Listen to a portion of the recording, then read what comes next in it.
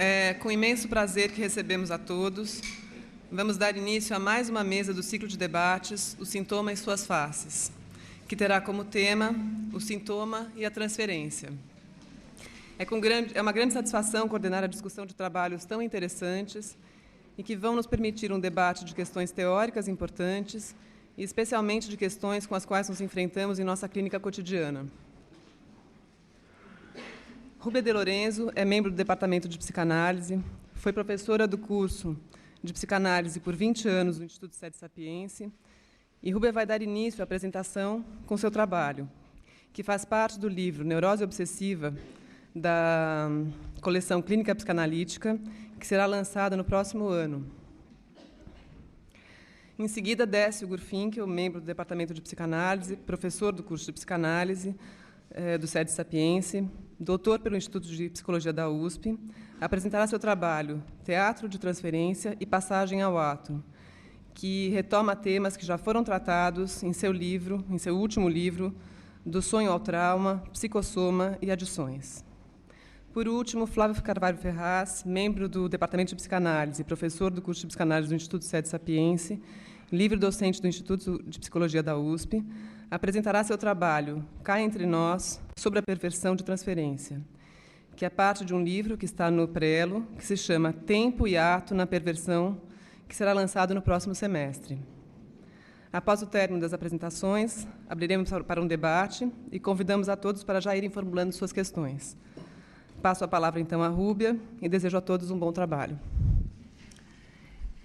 Então, primeiro eu queria agradecer ao Flávio, à Lucia e à Cristina pela organização do evento, da jornada, que tem sido um sucesso. E também queria agradecer a presença de todos e dizer uma coisa, que é o seguinte, que eu não consegui dar nome para o meu trabalho. Então, eu não sei, mas acho que é um sintoma em mim daquilo que eu vou dizer. Quem sabe, quando a gente apresentar os trabalhos todos, alguém possa me dizer alguma coisa se revele. Então, eu vou começar sem nome.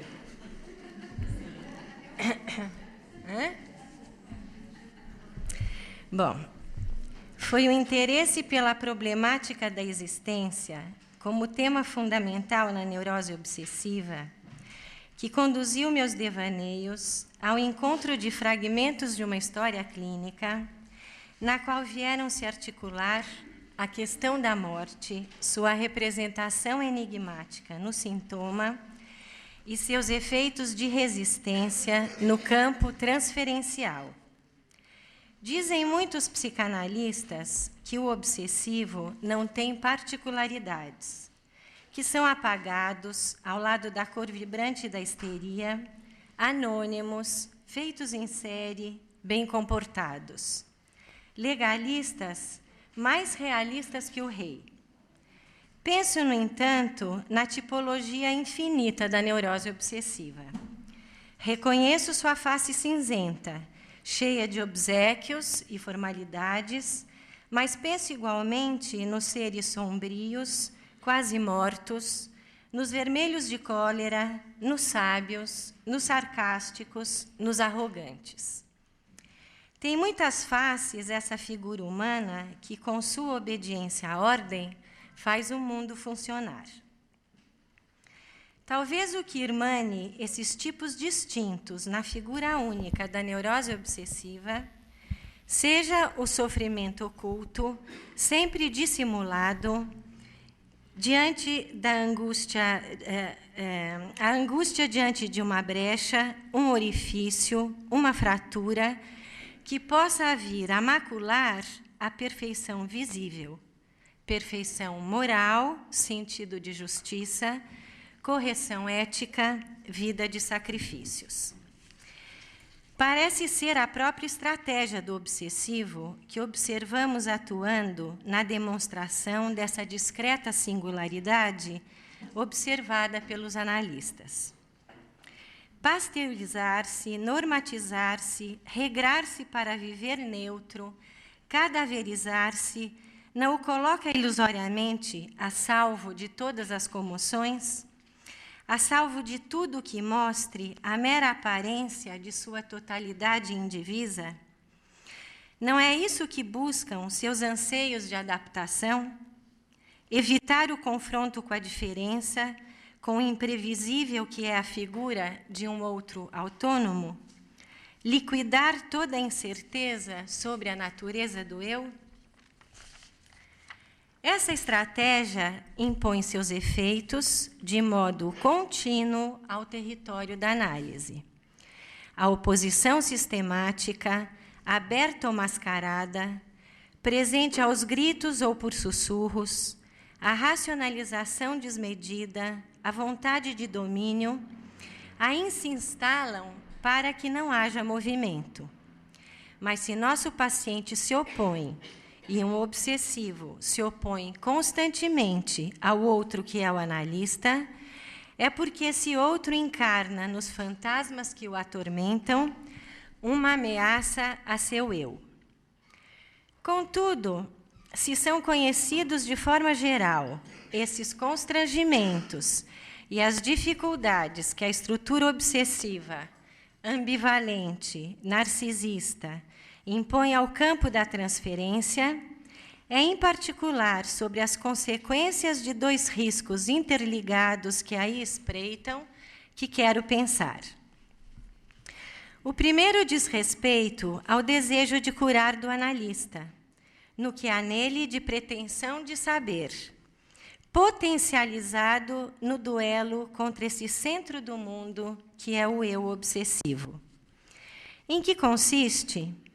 Em reafirmar que há sempre um saber perfeito, que se não é o dele, é o seu, ilusão de um saber sem falhas, que vem converter a análise numa elaboração conceitual estranha à realidade das pulsões. Se a vontade de curar ocupa o primeiro plano, sem consideração pelo tempo necessário às crises, à perlaboração, as lentas travessias experimentadas como vida, mas tantas vezes como morte, quase não nos diferenciamos do modelo médico instituído, cuja palavra de ordem é amordaçador, medicamentar. Nesses casos, estamos por um fio, prestes a esquecer que aquilo que a análise exige não é apenas a invocação das potências do inferno, mas, sobretudo, a arte de interrogar seus demônios.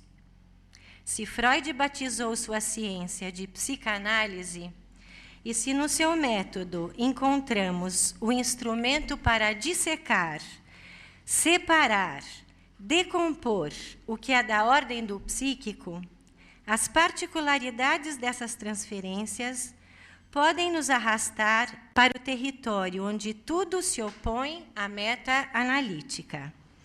Buscamos, então, conservar o mesmo que o paciente defende: a totalidade, a ortopedia, a crença sugestiva, o discurso universal. Caminhamos, assim, na direção do perigoso pântano do imaginário. Aqui é fácil perder de vista o verdadeiramente traumático. Aquilo que não tem palavras, o terror do esgarçamento do fio tênue da existência.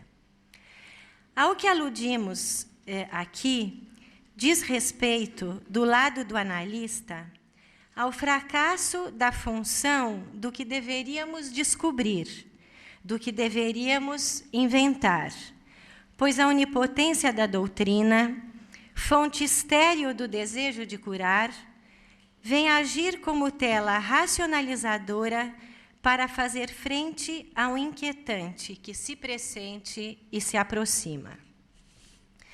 Mas aludimos também à função hipnótica da linguagem morta, das palavras neutras do obsessivo, que fazem embaçar a cena onde o próprio analista se encontra. Falo da relação imaginária e da posição a que nos convoca. Qual é a natureza desse laço a que a análise visa desatar, mas que não poucas vezes vem fagocitar o analista, asfixiá-lo em seu abraço? Não há como não evocar aqui a lógica anal, as particularidades do outro que aí se configura, estranho e semelhante a um só tempo, as oposições que nela operam, conservação e destruição, amor e ódio, a alienação que lhe é própria, portanto, a dependência, por fim, a possessão.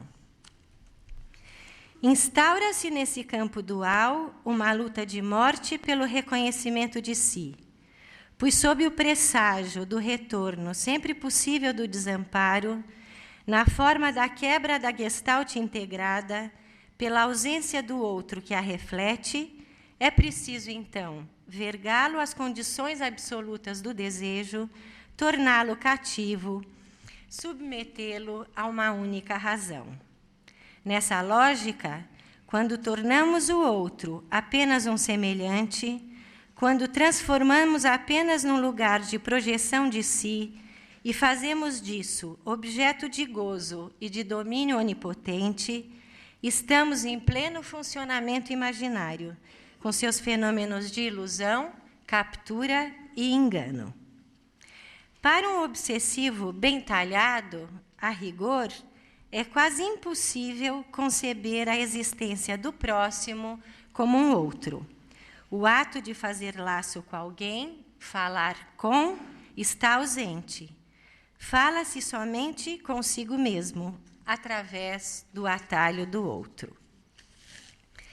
Isso diz do que acontece quando somos dois, enredados nesse domínio narcísico ilusório do campo da transferência, em que o analista, por mais que saiba que servirá de objeto, vem ceder aos fantasmas do analisando, confundindo ele próprio, o reino do imaginário com a produção simbólica autêntica, produção psíquica, sonho, palavra, criação, que vem a ligar o excesso de angústia de uma vivência mortal.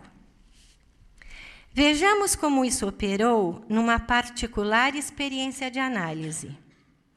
Elaborados com os restos de memória analítica, sem registros concretos, rabiscos ou anotações, esses fragmentos, tão conservados, só ganharam sentido e contorno de relato muitos anos depois do acontecimento da análise. Recebi, anos atrás, um homem de meia-idade que buscava consultar-se por um sintoma exasperante, cuja razão desconhecia. Via-se traído, perturbado, sobretudo contrariado, diante da evidência de um lapso. O nome de sua mulher viva, inesperadamente e sem que pudesse evitar, se substituía pelo nome de sua mulher morta. Surpreendido por essa infiltração, pela denúncia de uma fresta aberta, um calcanhar de Aquiles em sua reforçada estrutura, queixava-se de uma crescente ansiedade. Foi-se o equilíbrio, dizia, a harmonia tranquila do corpo. Alude, no momento das entrevistas, à insistência desse lapso que o persegue como um soluço que o exaure. Quando irrompia em sessão, essa intromissão inegável do nome da outra não suportava ceder a seu domínio, pronunciá-lo contra a vontade. Não tolerava tão pouco que eu o percebesse. Escapava-lhe o sentido dessa troca sinistra, fugia-lhe a causa para um incômodo tão devastador.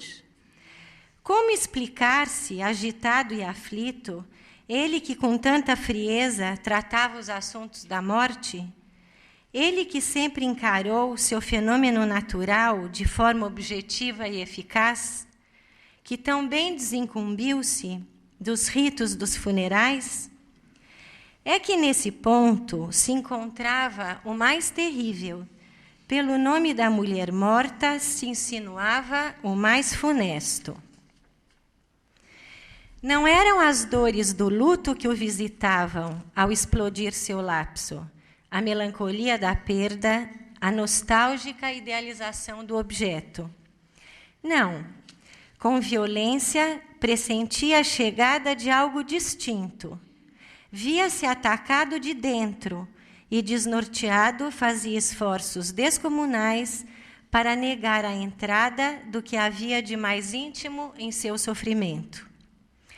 Tampouco penso que a força de seu mal-estar pudesse residir de forma linear nas particularidades dessa morte, o penoso desdobramento da doença, seus intervalos, as alternâncias entre a esperança e o desengano, o tumor acelerado, desembestado que destruíra os pensamentos.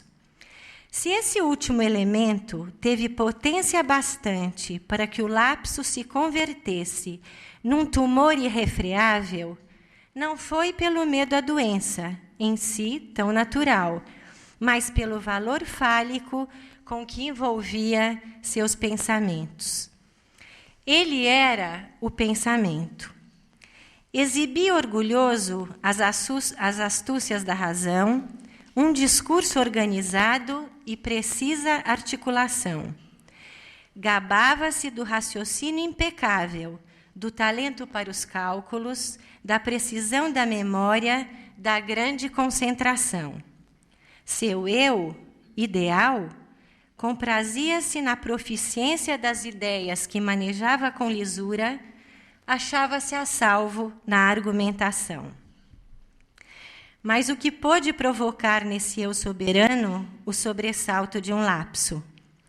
Esse desconhecido que o sacode, que quebra a cadeia dos pensamentos, que desconcentra, que o desconcerta, é demasiado desorganizador. A impressão que em mim persiste é que aquilo que só aos tropeços se insinuava e que interveio na forma de um lapso câncer, foi essa representação do horror, inquietante representação que se enlaça à angústia mais violenta sempre que se vislumbram os incertos limites do eu. O nome que insistia em seu lapso, o próprio lapso, lhe antecipava a perda da forma, mas, sobretudo, da forma que organiza o pensamento, sua lógica, suas conexões defensivas, suas racionalidades. Expressava a impossibilidade de elevar qualquer barreira racional segura contra a proximidade de um outro. O que se avizinhava mais parecia a experiência do sinistro, na figura de algo que irrompe para desfigurar, fragmentar, como um duplo que exibe no encontro marcado o reflexo de um eu sem contornos. No exame retrospectivo dessa análise, parece-me que a hipótese sobre o sentido do sintoma já estava esboçada na época, mas a questão é que, na rede em que permaneci capturada, não lhe prestei a devida atenção. Assim, a angústia que para esse obsessivo evocava o impensável de um corpo se desfazendo e de um pensamento em dissolução, não pôde ser tocada pela interpretação. Não houve palavra que produzisse efeito de ruptura na estagnação transferencial. No plano da análise propriamente dita, não pude conquistar a abertura necessária para que chegássemos a um ponto em que aquilo que o embaraçava, por demais perturbador, pudesse se apresentar e ser apanhado no excêntrico de sua natureza inconsciente e nos efeitos que reverberavam em seu corpo. Tanto o lapso que desfaz a lógica do pensamento, quanto a ansiedade e sua aceleração, foram para esse sujeito a própria encarnação do risco de dissolver-se. Podia descrever-me as minúcias de sua ansiedade, a velocidade de seus batimentos, sua respiração ofegante, discutir a ineficácia da psicanálise para combatê-la e a eficiência dos psicotrópicos para saná-la. Mas vivê-la ali, essa iminência de um colapso, ligar essa inundação que me descrevia a verdadeiras palavras, juntar afetos e representação, isso ali nunca aconteceu. A vivência do sinistro que insistia, por mais que se desejasse emudecê-la, não poderia ter permanecido ignorada, sob pena de se perder a descoberta do mais traumático, marca íntima e singular da experiência de morte, marca que, nesse caso, permaneceu encoberta pelos artifícios dos discursos de defesa. Recordo aqui, sobre o efeito dessas lembranças, o alerta de Leclerc a propósito dos perigos de nosso ofício, quando considero a densa atmosfera a que se vê exposto o analista na análise de tantos obsessivos. Como disse antes, quantas vezes não se cede ao duelo, à hostil provocação? Quantas não nos defendemos em oratórias interpretativas, tão hábeis e consistentes quanto suas faculdades de réplica e argumentação? Quanto a meu paciente, fiquei a dever silêncios onde introduzi palavras vãs. Deixei de lado perguntas que poderiam contornar sua soberba, dar passagem por atalhos mais abertos à emergência da falha que o consumia. Se ele se empenhava em anular o vigor das ondas de afeto que poderiam ganhar realidade dentro da sessão, não pude, eu também, aguardar, acolher esse fantasma de desfazimento, percebê-lo na angústia, nos sobressaltos do corpo. Se isso se impunha, espreitá-lo no sintoma, recebê-lo, nomeá-lo, é porque o real que irrompe com violência e faz sua aparição no corpo, o faz justamente porque as palavras não podem falar diretamente nem do sexo e nem da morte. Não foi essa descoberta que Freud nos deu a conhecer quando examinou os esquecimentos, os lapsos, os erros, as imprecisões do discurso? Cuidado com o eu, diz Leclerc. Para sustentar uma fala viva, é preciso vigiar o imaginário, o narcisismo. Esse é o perigo que espreita na análise e que envolve os parceiros. Ceder aos encantos da coerência, do saber estéril que ignora o desconhecido.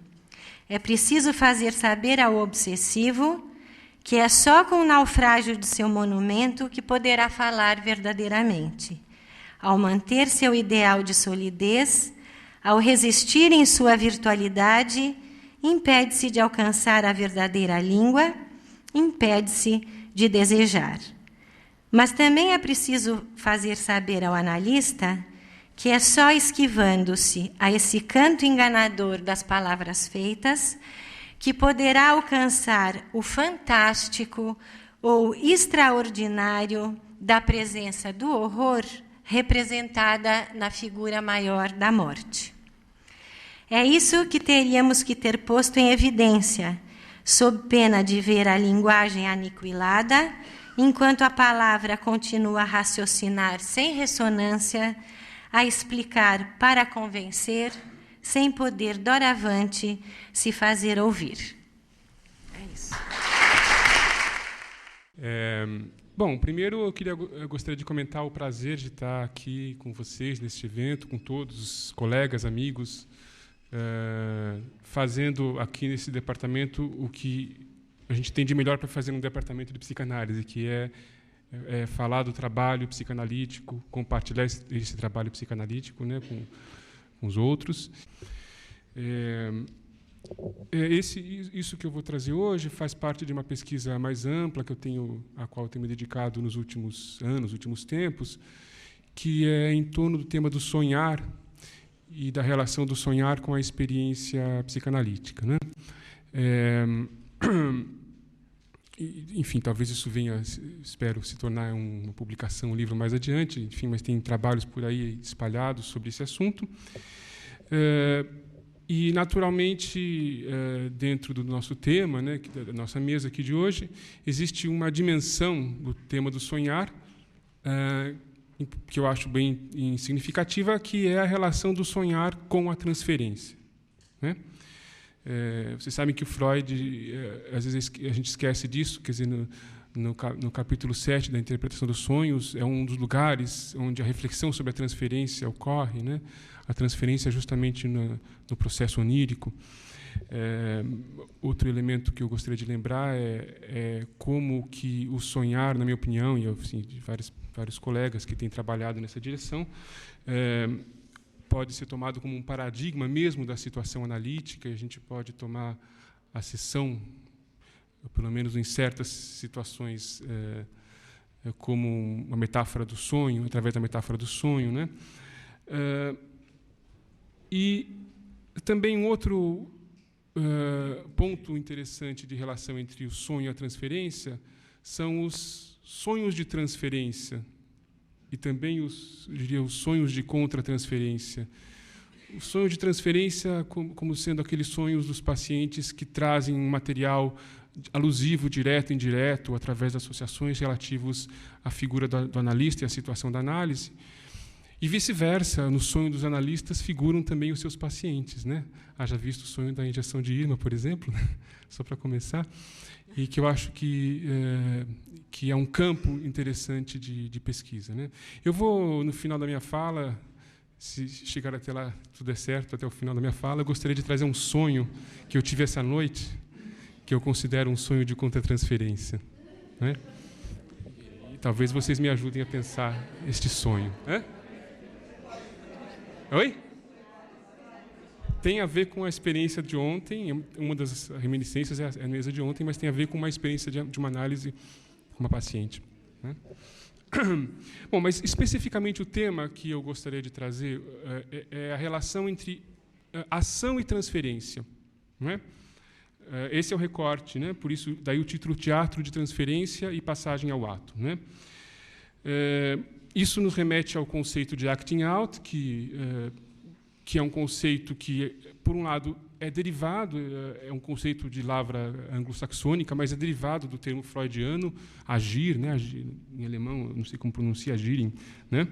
Mas que se tomou uma dimensão, acho que no meio psicanalítico, interessante, né? E o termo em inglês, to act out, quer dizer, essa expressão composta, ela é interessante porque ela comporta o aspecto, o out, né, do act out, ele designa o pôr para fora de si pensamentos, sentimentos, né? E o to act é a maneira com que esses pensamentos e sentimentos são postos para fora, ou são expressos, né? O pôr para fora no sentido de expressar, né? Então, eles são expressos através da ação e dos comportamentos, né? Então, to act out é expressar através de ação, comportamentos, e talvez um termo que na minha opinião, designa bem esse sentido é o termo dramatizar, né? No sentido de criar uma representação teatral, né? O que eu vou propor, em suma, é que a gente que pode ser útil, fértil, a gente trabalhar com dois modelos para considerar a relação entre ação, dois modelos opostos para pensar a ação na situação analítica. Um deles é caracterizado pela descarga evacuativa através da ação, onde a ação ela tende a ser uma pura ação sem sentido. E no segundo modelo, a ação é uma expressão à maneira de uma representação teatral, Talvez o sentido original do termo transferência tenha mais a ver com esse segundo aspecto, né? E que a terminologia do acting out, ele nos faz pensar nesse segundo aspecto, apesar de que é utilizado indistintamente para designar as duas coisas, né? E, na verdade, eu acho que na nossa clínica a gente está o tempo todo trabalhando entre esses dois modelos, né? Como se falou aqui várias vezes nas mesas, né? Eu acho que a gente está entre esses dois modelos, mas, de qualquer modo, eu acho interessante discriminá-los e perceber que talvez a principal linha divisória entre os dois é o trabalho da simbolização, ou seja, a presença ou ausência de trabalho de simbolização em relação à ação, né? Então, a minha ideia, a minha hipótese é que a gente possa considerar, por um lado, uma clínica do recalcamento, né? E, por outro, uma clínica... Aí o termo é mais complicado, eu acompanho a dificuldade da Miriam Schuttel de designar os transtornos e tal. Uma clínica do agir, uma clínica do acting out, uma clínica da passagem ao ato, que seja, né? Do ponto de vista psicopatológico, na clínica do recalcamento é a clínica das neuroses, da psiconeurose, né? E a clínica do acting out, a clínica do agir, né? Eu acho que ela designa um grupo de formações clínicas bem difícil de caracterizar, mas que engloba, na minha opinião, aquilo que o Otto Fennickel designou por neuroses impulsivas, que, para mim, é um termo bastante útil, né? Inclui as adicções, inclui certas estruturas de caráter, a perversão e também a psicopatia, né? Agora, isto pode ser pensado no processo analítico, né? Como a clínica do recalcamento e a clínica do acting out, ela se apresenta e ela é experimentada em cada situação analítica, e como a gente pode oscilar entre essas duas experiências ao longo de uma análise, né? E, por último, para falar do sintoma, que é o tema do nosso encontro, eu diria que, em relação ao agir, a gente pode considerar, por um lado, o agir como um sintoma de estrutura, né? Se a gente pensar, por exemplo, nas neuroses impulsivas ou nas adicções, né? Mas a gente também pode pensar no agir como um sintoma do processo analítico, né? E essa que eu acho que é a ideia original freudiana, né? Da repetição na transferência, né? E aí seria um sintoma da neurose de transferência, né? Bom,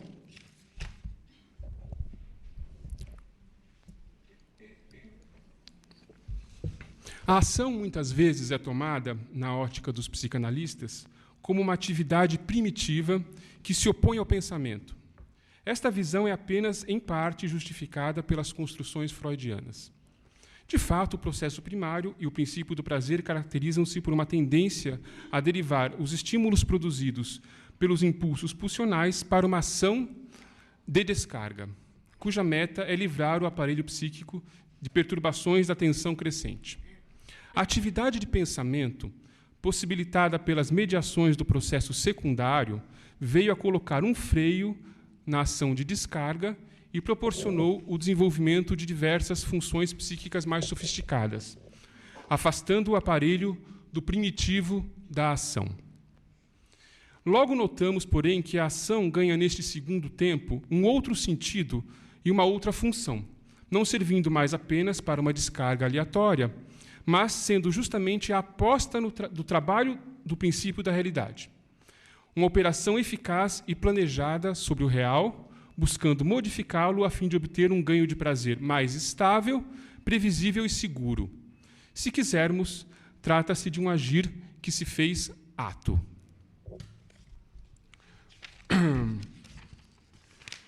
Na clínica do recalcamento, compreendida pelas psiconeuroses, agir é dizer, seja na teatralização histérica, seja nos ínfimos atos obsessivos, seja na cena analítica. O acting out não estrutural e desencadeado pelo aumento de temperatura da transferência é, via de regra, uma dramatização que diz de outro modo o que quer sair da linha associativa verbal, reagindo à regra fundamental proposta pelo analista com um não oriundo da resistência. Este é o verdadeiro psicodrama, psico-hífen-drama. É fundamental distinguir este falar por gestos do acting out estrutural. Não, é fundamental distinguir este falar por gestos do acting out estrutural, que é, no limite, pura ação sem sentido. O contraste entre acting out impulsivo e psicodramatização pode ser compreendido com a diferença entre conversão histérica, um corpo que fala, e somatização, um corpo que sofre devido ao colapso do sonhar. Ou entre fetiche, que representa o substituto do falo materno, e o objeto da adicção, que é uma espécie de fetiche puro, sem sentido. O caráter psicodramático da repetição transferencial talvez já estivesse anunciado na caracterização por Freud da transferência como uma zona intermediária, aquela zona intermediária entre a neurose e a vida real. Eu destaco essa expressão zona intermediária porque ela faz eco a toda a concepção winnicottiana do espaço intermediário, do espaço potencial, e nos permite entender a transferência como um espaço potencial, né? Inclusive, através das reelaborações do Massoud Khan, como um espaço de sonho, né? Uma revisão crítica do conceito de acting out deve enfatizar que a dramatização na transferência não é, pelo menos enquanto estamos no âmbito de uma clínica do recalcamento, uma compulsão à repetição propriamente dita, mas apenas um modo de dizer provocado pelas complicações advindas da resistência que protege o recalcado. Laplanche e Pontalis apontaram acuradamente a confusão terminológica e conceitual introduzida pelo próprio Freud, ao atribuir à reprodução na cena transferencial do que deveria ser dito. 2 pontos, dizem no vocabulário, né? Ele, Freud, confunde o que na transferência é atualização e o recurso à ação motora, que a transferência não implica necessariamente. Fédida, por sua vez, avançou na mesma direção da discriminação aqui proposta, ao reconsiderar o estatuto do ato e do agir em psicanálise. Para ele, um ato é um gesto que pode fundar, por ter o poder de romper e separar. Ele faz referência a um tempo pulsional que possibilita o engajamento em um projeto. O ato, em contraste com o agir, está engajado no dito e, inversamente, o dito deve ser essencialmente considerado como um ato. Assim, é preciso ressaltar que a atualização-dramatização na transferência que Freud descobriu sob a roupagem de uma repetição não é, de fato, um agir, ou, pelo menos, não se trata do agir primitivo que procura evacuar do ato o dito que lhe é inerente, ou seja, esvaziar sua potência de gesto. À medida que caminhamos em direção a uma clínica do acting out enquanto traço caracteriológico estrutural, mais próximo ficamos daquilo que Freud nomeou como um funcionamento além do princípio do prazer, como tem sido bastante comentado aqui nas outras mesas, né? No qual a compulsão à repetição ganha sua forma demoníaca e anula o investimento objetalizante próprio da função onírica. Este agir, que mais nada diz, reduz-se a uma dimensão puramente econômica, eliminando todo o trabalho de representação. Tal esvaziamento simbólico do agir impulsivo coloca-o mais próximo daquela ação desordenada do processo primário, descrita por Freud, do que da ação articulada do processo secundário. Ele é, sem dúvida, o verdadeiro agir do primitivo. Esse agir do primitivo é uma discussão que não coube fazer aqui, mas que vale a pena a gente retomar a última frase do Totem e Tabu, né? No início era ação, e eu acho que tem muitas coisas para a gente discutir sobre a relação entre ação e primitivo. Faz-se necessário, assim, na esteira da distinção entre agir e ato, observar o potencial simbolizante presente na ação e na não-ação. Por exemplo, uma ação pode ser profundamente simbólica e carregada de sentido, ou ser pura descarga. Nela pode predominar a dimensão econômica da descarga ou a dimensão qualitativa de uma expressividade própria. Da mesma maneira, a não-ação pode ser simplesmente um retraimento narcísico autístico, marcado pelo desinvestimento desobjetalizante. Por exemplo, se a gente pensar nas depressões esquizoides, né, seria algo como assim, um sono sem sonho, né? Ou a não-ação pode ser como é o caso da neurose obsessiva, uma retenção ao limite na atividade de pensamento por um hiperinvestimento que, ainda que tenha consequências deletérias para o viver do sujeito, conserva a atividade psíquica e o investimento do objeto. Né? Eu tive a oportunidade de discutir em outro trabalho a inação como sendo uma marca da neurose obsessiva. Né? Então, essa inação obsessiva ela deve ser diferenciada de uma não-ação, por exemplo, onde predomina o desinvestimento desobjetalizante. Né? Assim, a problemática da ação na situação analítica também ganha nuances significativas. A oposição entre recordação e repetição, e principalmente a associação automática entre reprodução transferencial no campo da análise e o agir, requerem uma revisão. A situação analítica não pode mais ser pensada apenas segundo um ideal de inação, apesar de ser a inação uma condição para o adormecimento metafórico requerido pela posição regressiva do analisando. A situação analítica é também um campo de ação. E o que cabe ser considerado é o potencial simbólico de tal ação, que pode transitar do amplo espectro que encontra-se entre a pura descarga impulsiva e a riqueza gestual de uma psicodramatização. Do lado do analista, sua abstinência é, idealmente, a não-ação que abre espaço potencial para a gestualidade do analisando. Mas esta abstinência pode também encobrir uma ausência psíquica e um esfriamento narcísico de caráter autístico. A sua ação, a ação do analista, incluindo aí o dito da interpretação, deve ser tal que não afogue o gesto do analisando, evitando, como advertiu Winnicott, uma engenhosidade narcísica que rouba a oportunidade do paciente de ser criativo. E está sempre, ou seja, rouba a cena, né? E está sempre no fio da navalha do risco, a ação do analista, né? No fio da navalha do risco de converter-se em um agir impensado. Ora, também seu silêncio, o silêncio do analista, pode ser um agir do tipo que evita o ato simbólico de um dizer necessário buscado pelo analisando. A questão do acting out requer, assim, uma abordagem cautelosa. A transferência, enquanto zona intermediária, introduz no processo analítico um espaço potencial precioso, e este fato não deve ser negligenciado. Trata-se de um espaço para a atividade simbolizante do psicossoma, ou de um espaço para sonhar. Winnicott retraduziu a natureza do fazer da análise pela metáfora do paciente e do analista brincando juntos. A repetição na transferência pode ser uma espécie de jogo, um jogo altamente simbólico, como aquele do Fordá, constituindo o que denominei psicodramatização.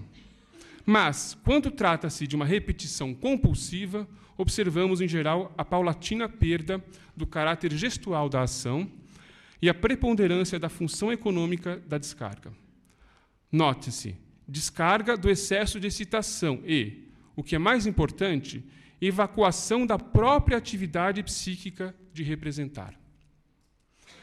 Quando nos referimos de modo inespecífico a uma clínica do acting out, convém lembrar que se trata mais desta compulsão à repetição do que da expressividade dos gestos dentro e fora da situação analítica.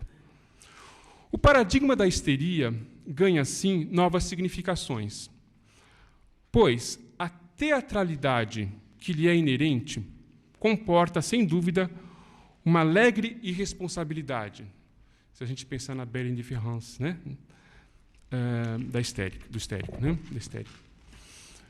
Esta bela, isso que eu estou chamando de alegre irresponsabilidade, através dela, ela se torna irmã do recalcamento e da amnésia, a bela indiferença, né? A teatralidade tem como corolário a evitação sistemática da recordação e do insight a respeito do próprio desejo. Enquanto variante do esquecimento do sonho, evita-se o dizer que toca o recalcado.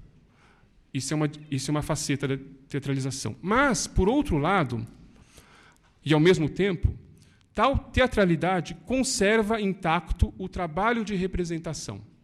E, de fato, trata-se justamente de uma representação, ou de um dizer de outro modo, evitando a responsabilidade mais profunda da palavra dita. Daí a distância que a separa do não representar e do não brincar da compulsão à repetição. A teatralização, concebida como modalidade de ação expressiva, é, pois, uma verdadeira representa-ação. Representa-ação. A discriminação entre compulsão à repetição e ação que representa lança uma nova luz sobre o campo da psicopatologia.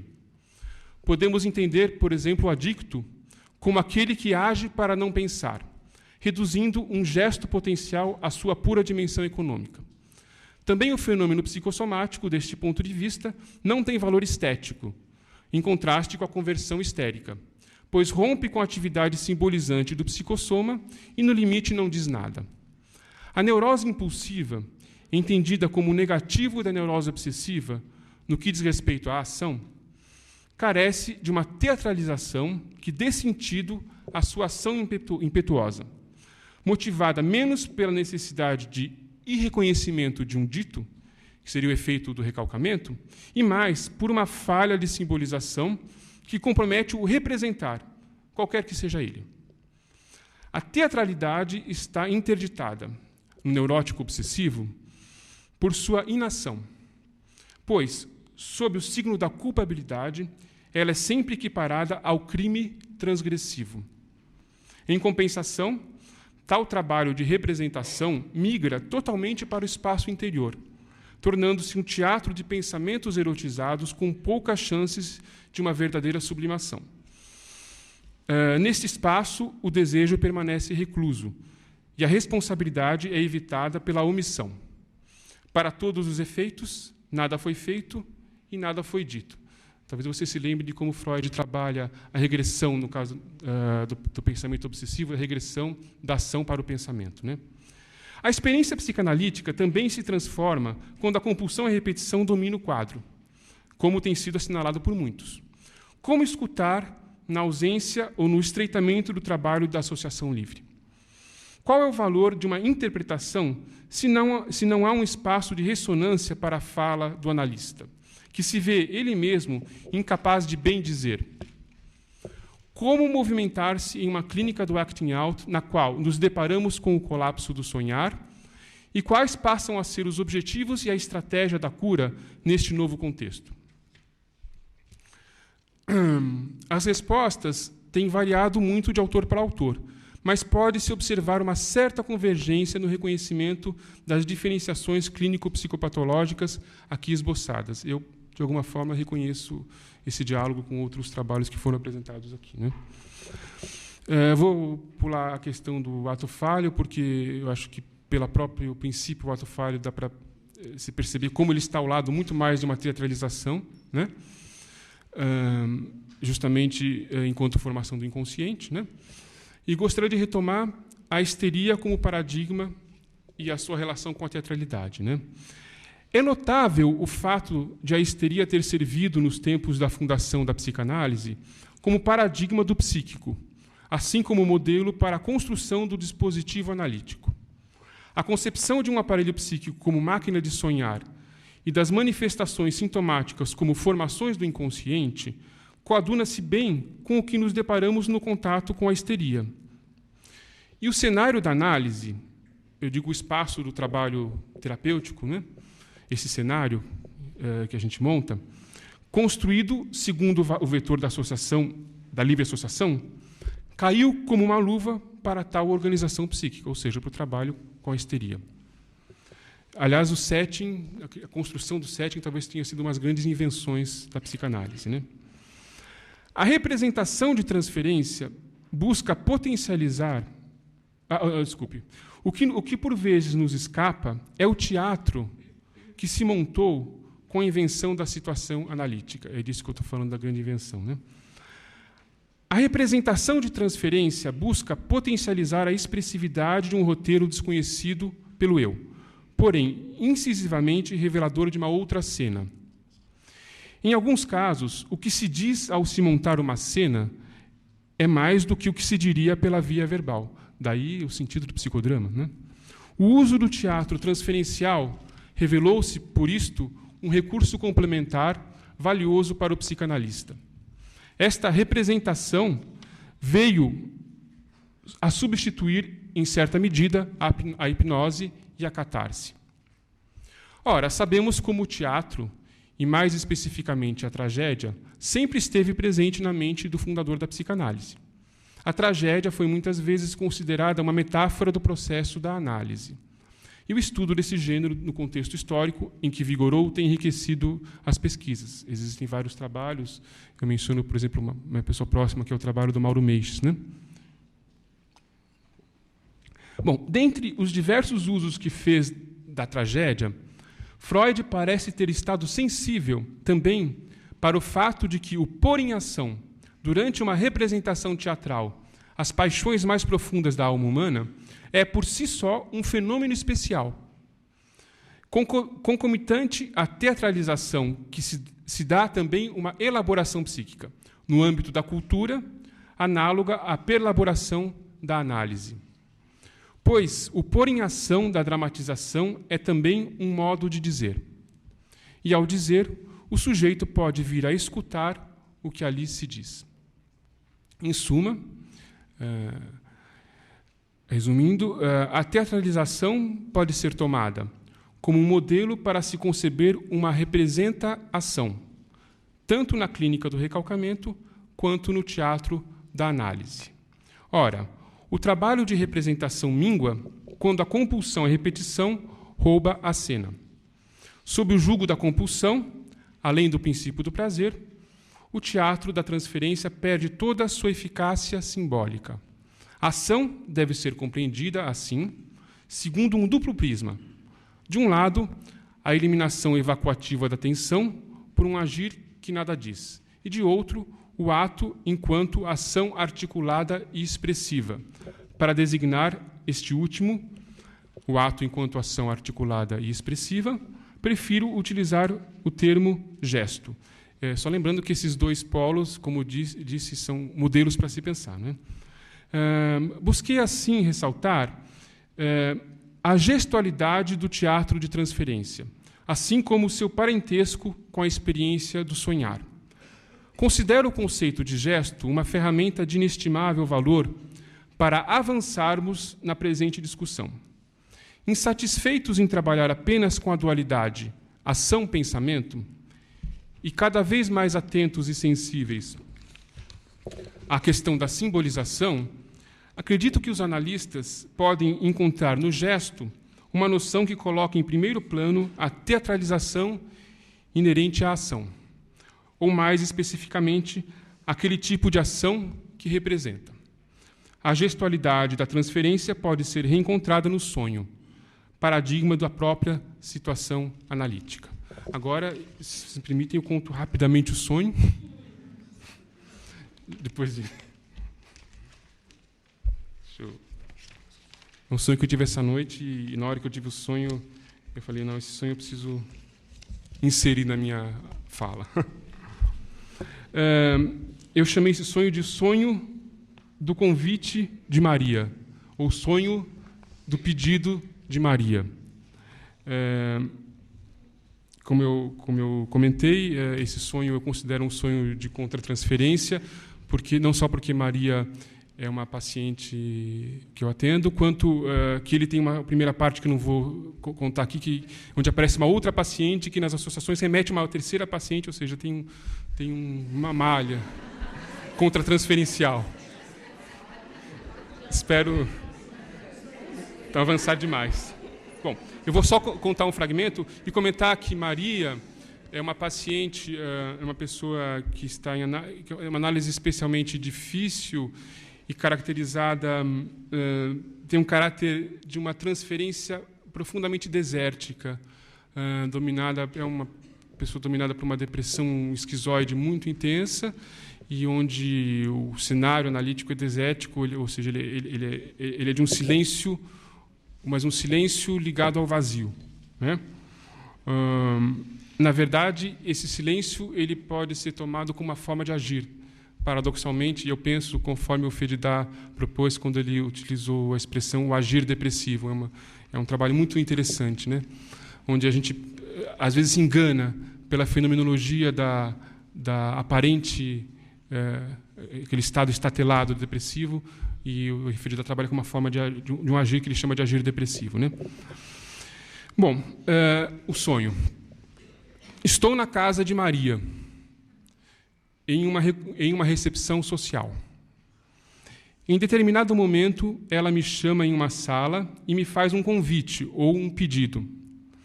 Se eu participaria de uma representação teatral que está montando. Nesta representação teatral, eu representaria um personagem que seria eu mesmo. Fico surpreso com o convite. E logo em seguida acordo, mas acordo com um pensamento. O pensamento de que eu estaria inclinado, apesar do susto, a aceitar o convite da Maria. Né?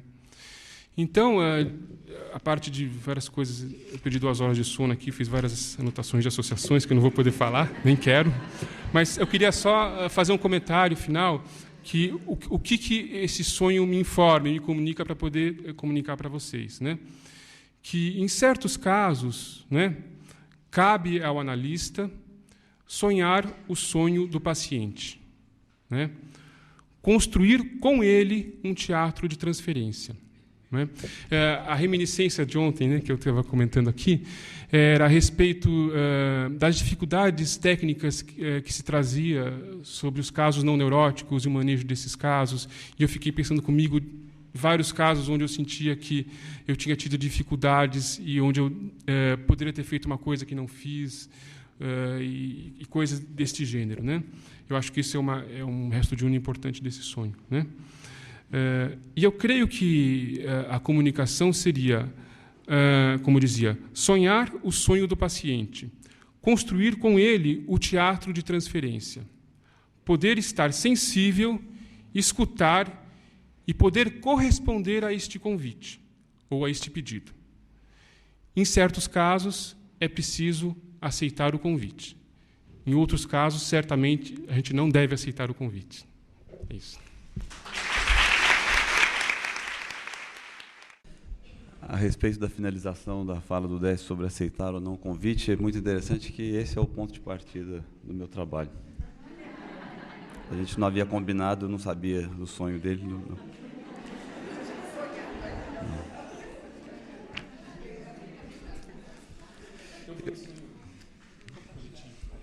Eu vou apresentar aqui uma vinheta clínica e discutir em seguida. O título do meu trabalho é Cá entre nós, sobre a perversão de transferência. Esse cá entre nós é uma expressão retirada dessa vinheta clínica. Eu vou, apenas para situar, o que eu vou chamar de perversão de transferência, uma expressão de Meltzer. Eu vou situar rapidamente, dentro do histórico do desenvolvimento desenvolvimento da noção de transferência em psicanálise, para em seguida entrar, então, na seção analítica. Freud cunhou o conceito de neurose de transferência, uma entidade mais clínica do que propriamente psicopatológica, para designar uma alteração produzida no neurótico por obra do enquadre analítico, que faz com que seus sintomas tendam a manifestar-se no interior mesmo da relação com o analista, portanto, na transferência. Inicialmente sentida como um entrave ao desenrolar da análise, a neurose de transferência passou a ser compreendida como o lugar por excelência onde se concentrarão os esforços terapêuticos, por meio da interpretação da transferência no Ich et Nunc da seção analítica. Como Freud acreditava que o psicótico fosse incapaz de desenvolver a transferência devido ao seu fechamento narcísico, que praticamente o impedia de estabelecer relações objetais, a análise da psicose era por ele considerada ineficaz. Isso não impediu, contudo, que diversos analistas insistissem em experimentar a análise com pacientes não neuróticos, especialmente Ferenczi entre os contemporâneos de Freud. Posteriormente, tanto analistas formados na tradição kleiniana como lacaniana ousaram encarar esse desafio, obtendo êxito, apesar de todas as dificuldades apresentadas pelos pacientes psicóticos para o desenvolvimento de uma análise. Herbert Rosenfeld, em seu trabalho sobre a transferência psicótica, propôs-se a demonstrar que o paciente esquizofrênico é capaz de estabelecer uma transferência positiva e negativa, sendo possível ao analista interpretar-lhe os fenômenos transferenciais e, ademais, perceber claramente as suas respostas às interpretações. Tais conclusões clínicas encontram suporte teórico no conceito kleiniano de identificação projetiva, modo primitivo de se estabelecer uma comunicação, predominante no vínculo do psicótico com seu objeto. Estabelecer esse conceito de psicose de transferência, então, foi uma empreitada da psicanálise pós-freudiana, que teve de valer-se de referenciais outros, que não os estritamente freudianos, para legitimá-los sob os pontos de vista clínico e metapsicológico. O mesmo se deu com a perversão de transferência, conceito que se justifica pela presença de uma modalidade específica e complexa de relações narcisistas de objeto que produzem formas de vinculação diferentes, tanto das neuróticas como das psicóticas. E é dessa especificidade que eu pretendo falar a partir dessa vinheta clínica. Júlio, um jornalista de 30 e poucos anos, em análise comigo há mais ou menos um ano, inicia sua sessão com um tom levemente depressivo, referindo-se à sessão anterior, na qual contara-me a respeito de suas fantasias sexuais. Dissera-me naquela sessão que, embora não o realizasse, desejava ardentemente manter relações homossexuais nas quais faria sexo oral com seus parceiros. Pensava compulsivamente nisso, e com tais ideias em mente, chegava a masturbar-se várias vezes por dia. Um pouco angustiado, Júlio me disse que saíra da sessão anterior sentindo-se mal, por ter mais uma vez tocado no tema de suas fantasias secretas. Achava que falar disso comigo poderia expor excessivamente sua intimidade. Além disso, tinha experimentado um certo sentimento de inferioridade em relação a mim, que estava na condição de analista enquanto ele ocupava o lugar do paciente. Queixa-se da assimetria de nossa relação, na qual, aspas, eu sei de suas coisas e ele não sabe das minhas. Ficara contrariado, resumiu. Ao fim de um curto período de silêncio, Júlio, mudando abruptamente de tônus, fala com mais vigor, voz mais alta e mais depressa, que não queria mais falar daquilo. Abandonando o tom de lamento que empregara na primeira comunicação, diz de modo enfático e categórico que o que ele realmente queria comigo, naquele momento, era saber se eu conhecia algum bom mecânico na região do meu consultório, pois ele precisava de alguém para consertar o seu carro. Acrescenta que, perto da empresa em que trabalha, há apenas um mecânico e que ali todos os colegas de trabalho dele ficam reféns daquele ladrãozinho por não terem alternativa. Digo-lhe, então, que era assim que ele se sentia em relação a mim naquele instante, como um refém em minhas mãos por eu saber a respeito de suas fantasias secretas. Eu era o mecânico ladrãozinho, expressão que me parecera remeter-se também a outras acusações que ele me fizera anteriormente a respeito do valor dos meus honorários.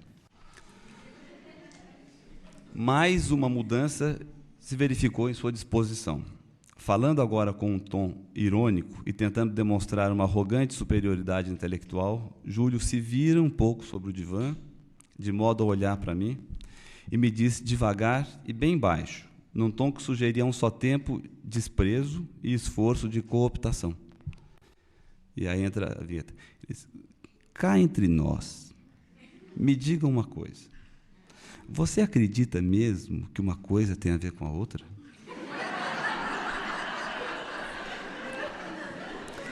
Tudo o que eu falo tem a ver com a fala precedente?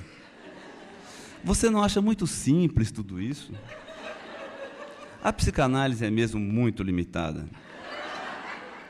E você deixa a sua inteligência de lado para seguir todos os chavões que deve ter aprendido na sua formação. Vai, diz só para mim que você usa essas bobagens da psicanálise para ganhar seu dinheiro, porque eu sei que, no fundo, não é possível que você acredite nisso. Respondo-lhe, então, cá entre nós, coisa nenhuma. Você quer que eu confesse só para você que eu não acredito no que digo e que o digo mecanicamente, apenas para ir tocando o meu ofício e ganhando meus trocos.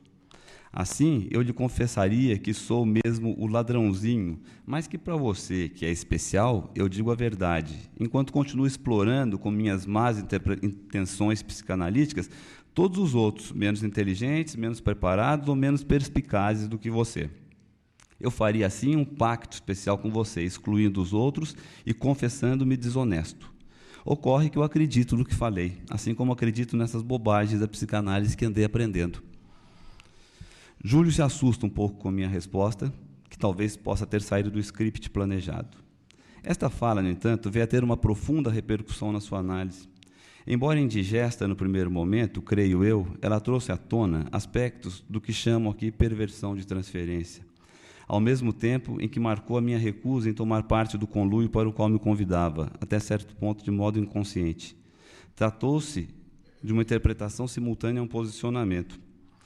Era-me evidente que a sua arrogância era uma tentativa de sair do lugar extremamente desconfortável em que se colocara quando resolveu contar-me, de fato, na sessão anterior, sobre as fantasias que o perturbavam, de modo a passar todo o seu desconforto, seus sentimentos de inferioridade para mim. Júlio tinha como método habitual tentar afirmar sua superioridade intelectual sobre mim, mas de um modo dissimulado em que fingia me preservar. Eu era inteligente, a psicanálise é que era burra.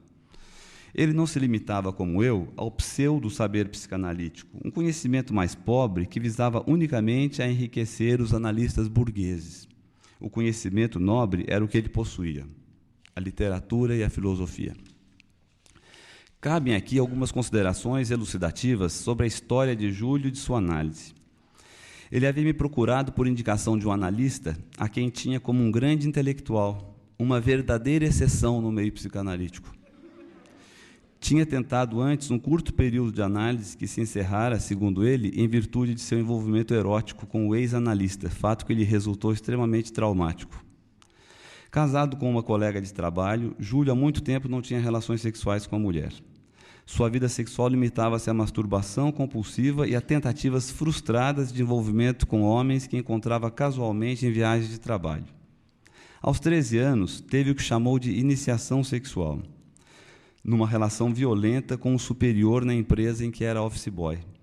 Este homem o levara a uma sala fechada, onde, imobilizando-o, despiu e fez sexo oral com ele. O ato forçado, disse Júlio, não impedira que obtivesse satisfação. Ao contrário, aumentara o êxtase de seu gozo. Sentindo muita culpa, nunca mais teve outra relação homossexual, embora o fantasiasse diuturnamente. Na infância, dos 6 aos 10 anos, Júlio costumava ter brincadeiras sexuais com um vizinho um pouco mais velho. Ele, Júlio, fazia o papel da mulher, enquanto o vizinho representava o homem da relação. Frequentemente, Júlio ameaçava seu parceiro, dizendo que contaria tudo aos pais de ambos, e o que deixava o vizinho bastante amedrontado e, por conseguinte, submetido ao seu controle, inclusive atendendo prontamente aos chamados para as brincadeiras sexuais. Antes disso, recorda-se ele sobre suas primeiras sensações sexuais, sentia uma enorme atração pelo peito do pai, em quem tinha vontade de mamar. Pressentia haver algo errado naquilo, sentindo-se culpado e temeroso de que descobrissem seus pensamentos secretos. A entrevista inicial com Júlio foi difícil. Bem articulado intelectualmente, embora às vezes pedante no uso de referências eruditas, ele teceu comentários desfavoráveis sobre a psicanálise e os psicanalistas, sempre usando argumentos da lavra marxista para fundamentar suas opiniões. Trocando em miúdos, disse-me que eu era careiro e me utilizava do sofrimento alheio para vender minha mercadoria. Percebendo que não se tratava exatamente de uma dificuldade financeira, eu me limitei a dizer que aquele era o preço e que, se ele não pudesse ou não quisesse pagar, não seria possível iniciarmos a análise. Visivelmente contrariado, Júlio se retirou sem dizer se desejava ou não discutir mais sobre o contrato. No dia seguinte, telefonou-me marcando um horário. Foi até o consultório e, naquela segunda entrevista, a despeito das críticas, estabeleceu comigo o contrato e iniciou sua análise, aceitando as condições que eu expusera. Logo na segunda sessão, contou-me que, em conversa com alguns amigos analistas de outra cidade, relatou-lhes sobre nossa entrevista e que, quando falou da minha postura sobre o aspecto financeiro, ficaram todos indignados, dizendo: "Oh, que absurdo! Como pode um analista fazer algo assim?" Ao narrar-me suas discussões com a mulher, de quem ensaiava separar-se, sem o conseguir, deixava escapar que usava meu nome para atacá-la, atribuindo a mim argumentos desfavoráveis a ela. Isso fazia com que ela dissesse coisas terríveis sobre mim, que ele me contava na tentativa de que eu também me indispusesse com ela. Este fragmento de seção da análise de Júlio, parece-me, fala precisamente de uma modalidade de transferência tida na psicanálise como peculiar à perversão. Se não, vejamos. Para começar, o eixo transferencial da perversão encontra-se, no caso de Júlio, claramente enlaçado com o eixo sintomatológico. Os fragmentos de sua história que selecionei trazem cenas de um erotismo atrelado a uma forma de violência que pressupõe o domínio físico ou psíquico sobre o outro, levando à montagem de cenas em que o papel do sujeito amarrado se alterna com o do sujeito que amarra, prende, seja pela força, seja pela chantagem. Nesse sentido, não há como diferenciar o argumento encenado na análise daquele encenado no sintoma. Conforme afirma Donald Meltzer, a perversão de transferência surge sempre que o sintoma perverso, que incide na sexualidade, tem um papel importante na psicopatologia. A abertura de sua fala, através da expressão cá entre nós, é o primeiro indício da perversão que se infiltra na transferência, através de uma erotização que segue a mesma lógica da abordagem do objeto sexual.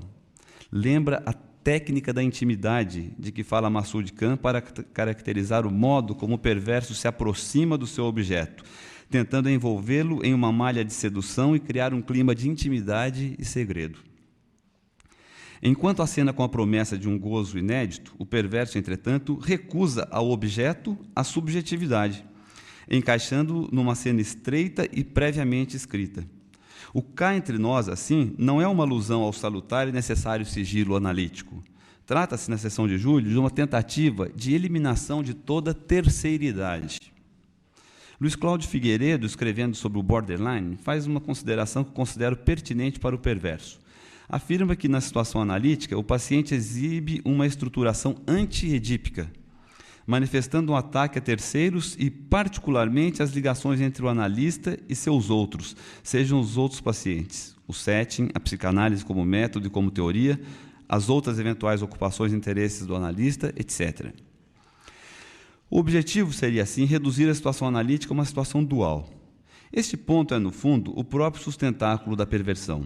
Trata-se da tentativa de manutenção de uma dualidade incestuosa com a mãe, vivida como aquela que autoriza a exclusão do pai, dando ao futuro perverso a garantia de que ele não precisa passar pelo crivo da castração. Conforme Guy Rosolato, o objetivo do desafio é, em última instância, impor a lei do próprio desejo sobre a lei do pai, comprometendo o acesso à diferença sexual e à ordem simbólica. Um ponto bastante explorado pela psicanálise, particularmente pela escola lacaniana, é a presença do desafio na transferência perversa. De acordo com Clavrel, essa dimensão do desafio significa a recusa da função analítica do analista. O perverso se recusa a ser tratado como um neurótico em análise. Na escola kleiniana, esse fenômeno é visto como uma busca de desestabilização do analista, numa tentativa de retirá-lo do seu papel analítico. Meltzer é preciso quando diz que o perverso tenta conferir ao procedimento analítico a estrutura de sua tendência pervertida e viciosa, ao que chama de perversão da situação analítica. Na seção de Júlio, isso se verifica na intolerância à assimetria entre analista e analisando. A inveja primária conduz à dificuldade no estabelecimento de uma relação de objeto. A regressão à dependência, experimentada como risco ou perigo, é evitada a qualquer custo. Do ponto de vista da clínica, portanto, a perversão de transferência implica um risco para a análise, à medida que visa enlaçar o analista na cena perversa, destruindo sua capacidade de analisar, seja por meio da sedução, que o converte em voyeur, seja pela repulsa, que o converte em moralizador. Diante desta armadilha, a função analítica passa a ser primordialmente a de não aderir ao pacto proposto e identificar, na própria transferência, a essência da perversão. Segundo Beth Joseph, enquanto o analista não tocar no problema da perversão na transferência, não poderá ocorrer nenhuma mudança psíquica. Para ela, o perverso promove uma erotização oculta da transferência, de modo que pode se disfarçar por meio de uma postura passiva, mas que tem por finalidade destruir a calma e a força do analista. Trata-se, em linguagem kleiniana, da inveja do seio provedor e de sua destruição. Meltzer propõe um modelo para a situação de perversão de transferência que em tudo se aplica à seção de julho que descrevi acima. Nesta situação, o paciente vê no analista um viciado na prática da análise, limitado e incapaz de dar-se conta de sua limitação. A psicanálise é desacreditada ou mesmo atacada como uma farsa, e era isso exatamente que Júlio queria que eu lhe confessasse, só a ele e a mais ninguém. É por essa razão que a recusa do analista a cumprir seu papel no script é fundamental, expediente tão mais potente quando aliado à interpretação da fantasia que subjaz à montagem da cena transferencial. Otto Kernberg enfatiza a necessidade de se focalizar na análise do perverso a atuação ou a expressão das fantasias inconscientes na transferência, visto que o paciente pode buscar a imobilização do analista e, assim, conduzi-lo ao lugar de espectador do cenário de suas relações objetais perversas, ou reproduzir na transferência a mesma satisfação de suas fantasias perversas, agora nelas envolvendo o analista. Portanto, a análise do perverso exigirá de modo decidido a recusa da dualidade requerida. Robert Capper, tratando da análise do borderline, fala da necessidade que tem o analista de manter-se ligado a seus objetos internos, ou seja, manter-se casado com a psicanálise e com seu método, a fim de se libertar da identificação projetiva que lhe cai sobre os ombros. Na análise de Júlio, aprendemos que a adesão aferrada ao método analítico, mais do que um recurso técnico, contribuía para a saída de uma situação imaginária e dual, na qual se convidava o analista a reiterar o papel da mãe que acena com a passagem ao largo do muro da castração e da lei do pai, desqualificando-os e prometendo o gozo ao ferido com a supremacia da pré-genitalidade e do incesto.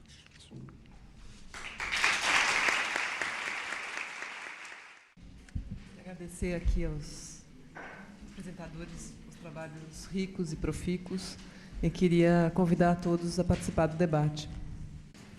Oi, queria agradecer as possibilidades que os textos e vocês trouxeram para que eu pense uma série de questões. Eu estou trabalhando com um seminário da teoria catártica, o método analítico, dentro do curso, e estas discussões são permanentes e acho que vai enriquecer muito o nosso trabalho daqui para frente. De qualquer maneira, tem algumas questões que ficaram para mim que eu gostaria, se vocês pudessem falar um pouco mais, que é nessa relação do sintoma e a transferência. Tem momentos em que eu voltei a lembrar do início de Freud e da possibilidade de pensarmos em transferências e não transferência, né? Por exemplo, no caso que o Flávio traz, né, eu pensava, é um paciente perverso, a gente diria que é um paciente perverso, é um momento perverso da transferência. A mesma coisa poderia ser aplicado a teu caso, não que a gente duvide dessa neurose obsessiva, mas, em todo caso, que momento transferencial traz a morte para a cena analítica, né?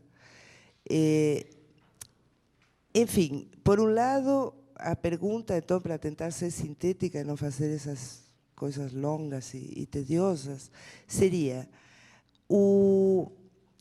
poderíamos falar, digamos, de transferências que não respondem à estrutura do paciente, se poderíamos falar de momentos psicóticos da transferência, poderíamos falar de momentos perversos da transferência, em pacientes neuróticos, né?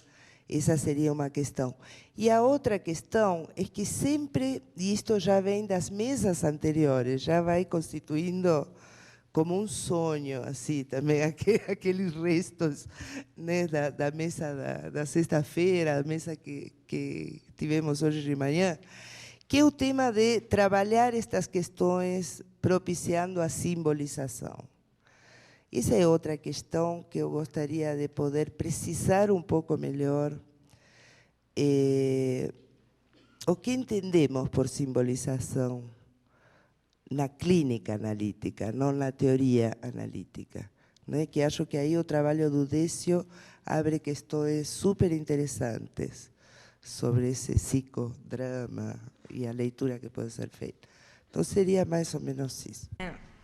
Eu pensei, na tua pergunta, que momento transferencial teria trazido a morte, né, para a cena analítica. Eu pensei assim ao contrário, né, que quando eu penso mais que o que estava em jogo ali é uma manutenção e uma consistência da relação imaginária que nada quebra, né? E essa fixidez num modo transferencial é que impede que a questão da morte pudesse ser interpretada, pudesse ser tocada, e daí fazer rolar análise, né? Então, quando eu digo que eu pensei o contrário, eu pensei isso, que se a relação imaginária se pôs ali com tamanha fixidez, é justamente porque algo relativo ao eu estava sob ameaça, né? Quer dizer, alguma coisa que é vivido como uma perspectiva de desaparecimento do eu é que propicia esse movimento de totalização, que, no caso, eu entendo que é uma aderência a uma relação desse tipo, em que o paciente vai tomar o analista vai empurrá-lo, vai neutralizá-lo, vai quase que obrigá-lo a se manter numa relação absolutamente simétrica, né? Então, eu acho que é anterior, quer dizer, é algo que diz respeito a qualquer ruptura, a qualquer divisão, a qualquer parcialidade, que é vivido como uma situação de terror, e que o move a fazer, a ficar nessa relação onde a síntese seja salva, né? Não sei. A sua pergunta, né, Isabel, se existe se essa transferência, a modalidade, se eu entendo assim, a modalidade da transferência tem uma fixidez na análise, ou a gente pode encontrar momentos diferentes com modalidades? A clínica tem me convencido de que não há necessariamente essa fixidez, né? Esse paciente que eu apresento não necessariamente apresenta essa transferência, que eu estou chamando de perversão de transferência, o tempo todo. Assim como o momento de uma perversão de transferência aparece numa análise do neurótico. Mas, embora exista essa possibilidade, eu gostaria de enfatizar que, em alguns pacientes, infelizmente, há uma fixidez, há uma modalidade constante, são análises mais difíceis, em que a limitação psíquica, né, talvez seja maior, e que a gente não sai. Alguns pacientes que têm uma dificuldade de estabelecer uma neurose de transferência, por exemplo, no sentido estricto, até uma outra modalidade que, enfim, eu abdiquei de falar hoje, mas que essa me é mais impressionante, de alguns pacientes do campo das psicossomatoses, às vezes, que eu recebo, que aparentemente não apresentam transferência nenhuma, né? E que, no meu entender, é uma modalidade de transferência também. Numa expressão muito feliz do Christophe Dejoux, a mineralização do analista, a impossibilidade de ter toda e qualquer fantasia, qualquer curiosidade, qualquer coisa, enfim, é uma inexistência, né, que, se aparentemente é não transferência, pode ser talvez a violência maior, que é a da recusa total, da alteridade, né? Eu estou levantando esse caso para dizer que, algumas vezes, é mais difícil haver uma alternância, são casos muito estereotipados. Agora, acho que na clínica cotidiana, do modo geral, é visível essa alternância. Não sei, te dou uma resposta mais empírica, clínica, né? Não estou teorizando a respeito do... Quando a gente fala em ausência de transferência, né, talvez seja muito em relação a esse parâmetro da neurose, do recalque, né? Assim, esse convite em ver qualquer tipo de presença um e outro como uma possível transferência, né? E que ordem de transferência que se coloca nas várias situações em que a gente está diante de um outro que a gente pretende analisar e que vem buscar ajuda, né? E por que falo de ausência de transferência, em vez de pesquisar que tipo de vínculo e que a ausência de vínculo que a gente vê como ausência de transferência possa ser vista como uma transferência de outra ordem que a gente tem que estudar, né, e pesquisar, para que a gente possa manter o que a gente se propõe, né, de estar presente como um outro para aquele que busca ajuda, né. Um comentário. Bom, sim, me parece extremamente interessante os vínculos entre todas as ponências mesmo, né? Porque me parece que como se fosse, ela viesse, a ponência de vocês, quase que indiscriminadamente, a complementar com um exemplo fantástico para mim o que eu estava pretendendo dizer. E retomando um pouco a fala da colega que falou antes, sim, eu acho cada vez mais necessária essa discriminação entre processos de transferência e outros tipos de vínculo que aparecem na situação analítica sob outras formas, que foram os que eu quis introduzir, sobre a forma seja de identificação projetiva, ou seja, do Enectman, nas encenações, nas demandas de resposta, ou nos automatismos de repetição, nas induções repetitivas, e que me parece muito interessante, porque esse cara está encenando algo, está pondo em cena algo que o salva. Porque se ele efetivamente fosse o perverso, ele não aguentaria um ano ali em sessão. Ele está apresentando alguma coisa para que alguma interdicção possa ser feita. E aí me parece a capacidade, seja do sintoma, ou seja, inclusive do transtorno, da forma como a gente colocou, muito mais para além que da possibilidade de realização de um desejo, é a possibilidade de que possa ser exercido um interdicto. Então, é um convite, exatamente, não para um vínculo de transferência, onde aí teria um outro, né, projeção da fantasmática, enfim, sino uma outra coisa, é algo que se situaria em a possibilidade de uma vivência inédita, que não seria justamente a conciliação com ele, sino exatamente a possibilidade de colocar um interdito onde esse interdito não foi feito.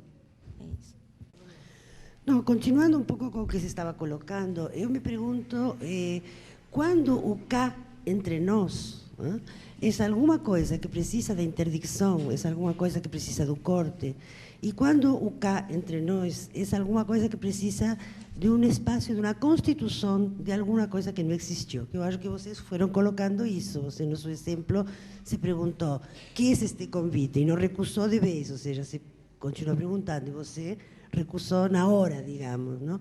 Então, o que eu queria um pouco assinalar também, juntando com a mesa de ontem, eu não vi a mesa de hoje, que me falaram que foi fantástica também, como que a gente, primeiro, por que não chamar de transferência, se é que me pareceu que poderia circular essa ideia, a esse convite a dois, donde o que haveria é um convite a uma constituição de algo não constituído, continuando com o que falávamos ontem, e não necessariamente uma questão de interdicção ou de lei.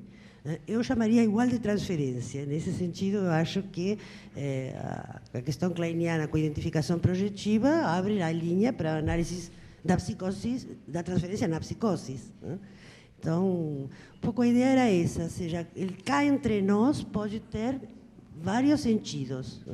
E como responde o analista ao cá entre nós constitutivo, não interdictivo. Desse sabemos. Me parece que que sabemos menos é do outro. Constituinte, sim. Então. Eu queria só comentar, dizer que a indagação que a Isabel trouxe, eu acho que é a indagação do momento para a gente pesquisar. Eu compartilho dessa indagação sobre até que ponto a gente pode considerar essas formas de transferência próprias de uma estrutura, ou se a gente circula por diversas formas de transferência, a partir dessa ideia, como fica o conceito de estrutura, como feita a questão da psicopatologia psicanalítica a partir daí. Eu acho que essa é uma grande indagação, né? Eu, particularmente, pensando na experiência clínica, eu compartilho com o que o Flávio disse, no sentido de certas situações onde a soldagem é tão característica, eu acho que todos nós compartilhamos disso, né? Que aí as coisas ficam até mais fáceis, né? vamos dizer assim, a situação de não transferência ou de transferência petrificada, por exemplo, se alongam por anos e anos com pequenos movimentos de simbolização, difíceis, construções, né? E tem situações onde, de fato, eu acho que as oscilações são mais, às vezes, até características. É quase um dado de estrutura, você pode falar isso, a oscilação. Eu acho que é por isso que alguém quis propor a ideia do borderline, apesar de toda a polêmica do conceito de Estado fronteiriço, né? Mas eu acho que a gente vai ter que guardar essa indagação, né? Guardar essa indagação no sentido de que continuar trabalhando, mas ou pelo menos aumentando a nossa flexibilidade. Se a clínica nos indica esses movimentos, nós vamos ter que acompanhar esses movimentos e continuar pensando a partir deles, né? Eu me lembrei de um texto do Winnicott que chama-se Variedades Clínicas da Transferência, justamente onde ele descreve 3 tipos de transferência. E no último parágrafo ele fala uma coisa que para mim serve muito, que ele fala assim que, bom, tudo bem, a gente identifica os 3 tipos de transferência, mas a grande arte de analisar é poder, no dia a dia de uma análise, poder caminhar de um para outro, né? Vamos dizer assim, ele chama como uma mudança de ênfase. E poder, em cada momento, em cada sessão, em cada momento de sessão, poder observar e acompanhar quando é necessário uma mudança de ênfase desses tipos de transferência. E olha que o Winnicott, diferente dos kleinianos, ele não tem uma visão que dissolve as estruturas clínicas, né? O Winnicott ele enfatiza as diferenças estruturais entre neurose e psicose com muita nitidez, né? Então, inclusive, descreve esses 3 tipos de transferência, discriminando bastante bem um do outro, né? Para mim, essa proposta é uma proposta que me responde de uma forma interessante. Agora, a segunda pergunta, mais clínica, de como que se dá o trabalho da simbolização, né? Eu acho que uma das respostas que eu tentei trazer, ou de sugestões, não respostas, sugestões, através do sonho que eu relatei, e acho que o que a Ana trouxe da comparação do Cá Entre Nós, achei muito interessante, porque eu não me dei conta, eu conheci o texto do Flávio, não me dei conta que meu sonho seria esse contraponto ao Cá Entre Nós dele. Foi muito interessante isso que aconteceu, né? Acho que a gente vai precisar do CAES para falar dos sonhos compartilhados, os sonhos, né? Mas, de qualquer forma, o que eu fiquei pensando é que eu acho que a contratransferência como um espaço de sonho, como um espaço de criação, de constituição, seria um dos caminhos, né, para como pode se tentar fazer um trabalho de simbolização. Estou pensando nessa paciente específica da Maria, né, que aparece nesse sonho, que tem certas características que eu acho que são muito diferentes. Acho também que até num caso como este pode se cair num conluio e que vai chegar um momento onde também um corte pode ser necessário. Mas o que eu entendo desse sonho de contratransferência é que o trabalho com ela nesse momento tem a ver com a possibilidade de aceitar esse convite e construir na transferência, seja qual for essa modalidade de transferência, um espaço onde alguma coisa pode vir a ser representado, né? E, nesse ponto, eu acho que o analista cumpre um papel ativo ou coparticipativo, né? E, com essa paciente silenciosa, por exemplo, eu acho que o meu silêncio depende de como ele se dá em cada momento. Eu sou uma pessoa muito silenciosa, né? Mesmo com ela. Mas eu sinto que o meu silêncio ele pode ser uma grande atuação da minha parte, né? Então, existe algum trabalho de construção que se dá no sonho do analista, de alguma forma. Isso é que se dá no trabalho de ressonância da contratransferência, que é necessário, né? Eu acho que, nesse sentido, o Cá Entre Nós realmente não tem nada a ver com aquele Cá Entre Nós da neurose, da perversão de transferência, né? Não sei. Mas acho que são as interrogações que ficam. Meu comentário é para a Rúbia. Eu achei na sua fala um nome, talvez, para... Opa! De interrogar os demônios. E uma hipótese também, vamos dizer, não acho que não é à toa que você não encontrava um nome. E a minha questão é um pouco porque eu acho que esse nome, um desses nomes é mulher, né? Um desses nomes que estão aí nesse lapso. Porque me intriga sempre muito que a figura dessa perturbação, dessa perfeição, muitas vezes está na mulher do obsessivo, na histérica, que ele escolhe como mulher, e que é um demônio, que é uma coisa incompreensível. né? Essa imprevisibilidade da mulher é uma coisa enlouquecedora. E muitas vezes ela aparece como transferência na análise.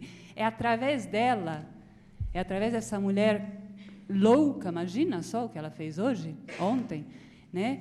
Que se fala desse lapso, do que provoca esse lapso, né? Então, essa é uma questão que eu queria, se você pudesse comentar um pouco. Coisa aqui que junta um pouco, talvez, com o que o Flávio falou, que aparece muito na análise do obsessivo, que é a transformação da análise numa arma, né? Os argumentos, quando a gente cai, sobretudo quando a gente cai nessa armadilha imaginária, as nossas falas se transformam em verdadeiras armas na guerra conjugal e em várias relações. E é uma coisa terrivelmente aflitiva, uma sensação terrível que eu acho que é um alerta sempre para que aí alguma coisa não está, vamos dizer assim, funcionando muito bem. Então, era isso. Eu acho que você pescou aí perfeitamente aquilo que vai se dando no campo, né?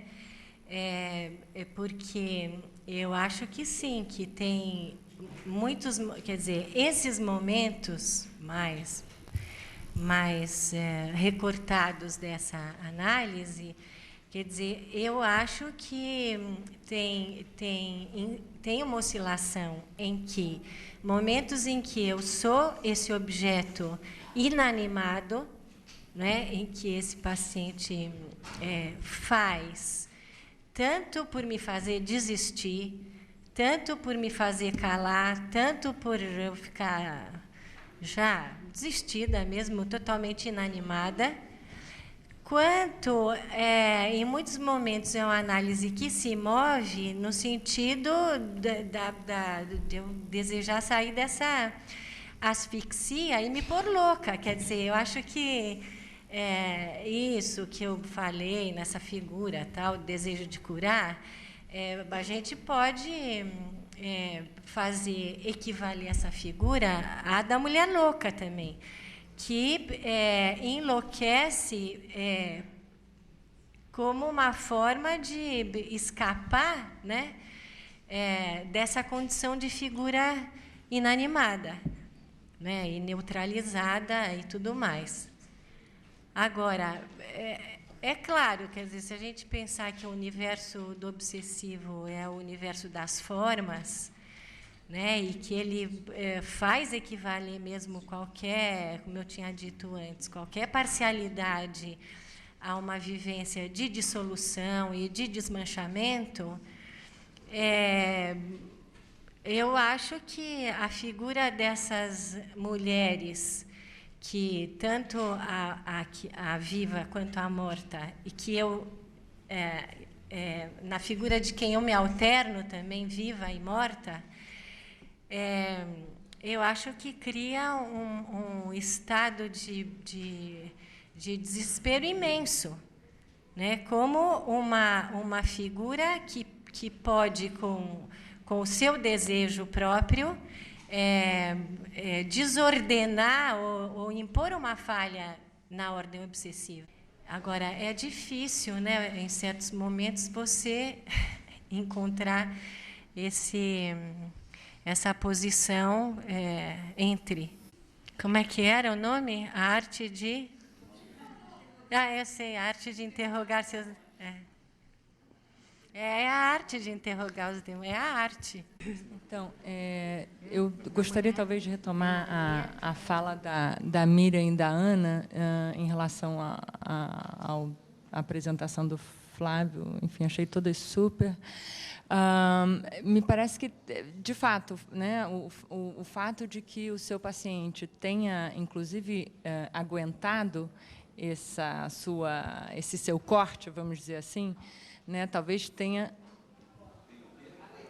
né, o que a Miriam tinha levantado, olha, será de fato, né, eu acho que tem implicações importantes, né, no sentido de que talvez eu ainda chamaria de transferência, Miriam, eu não daria nomes diferentes, né, mas talvez pensar em qualidades transferenciais distintas, né, que possibilitariam, e aí eu gostaria de lembrar um pouco da mesa de ontem à noite, não é, no finzinho, a Naira estava comentando, não me lembro exatamente o quê, mas eu, se é que eu bem me lembro, mas eu me lembro que ela falava de um cotidiano de uma construção, né?